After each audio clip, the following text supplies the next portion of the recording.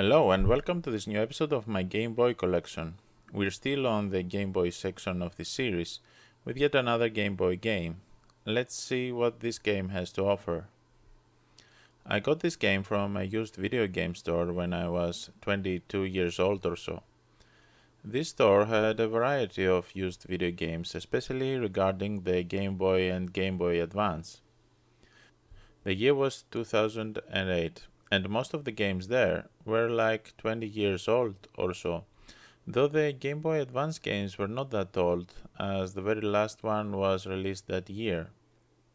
Still, I got some of the games of my Game Boy Advance collection from that store. The game I got this time is Super Mario Land. There's a lot of history concerning this game. Released in 1989, this game was a launch title game for the Game Boy. In fact, there was a debate on whether this game should be the one to showcase the console until Nintendo of America bundled Tetris with new Game Boys, which, as I said in the first episode of this series, was the right call, as Tetris is a game enjoyed by players of all ages. Heavily influenced by Super Mario Bros. Of the NES, Super Mario Land is the first Mario game released on a handheld console. As with Tetris, this game was a great success for Nintendo, and is often regarded as one of the top games of the Game Boy. Being a huge fan of Mario, and especially Super Mario Land 2, I couldn't help but include this game in my collection, and so when chance came, I immediately bought it. All things considered, this game is really good for the time it was released, and it did try to capture the spirit of Super Mario Bros., a game that is considered by many, including myself, to be one of the best video games of all time. The game is still very popular, and it has two fan-made deluxe remakes with color.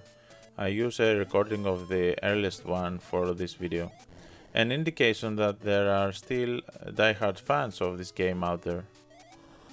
Now let's talk about my own experience with the game. When it comes to video games and the impact they have on a gamer's life, I think it's important to note when the first encounter happened. For instance, I've been a fan of Super Mario Land 2 since childhood. I played it countless times and loved it. So when I got its predecessor on the age of 22, it struck me as a downgrade on my previous experience with the franchise. Had I played these games in a more linear way, I think Super Mario Land would have a special place in my heart as well. But as it is, I cannot help but compare it with its predecessor in all ways and deem it far inferior. However, this is biased, and this is a biased verdict, as it is more about how I personally feel about it and not the game itself.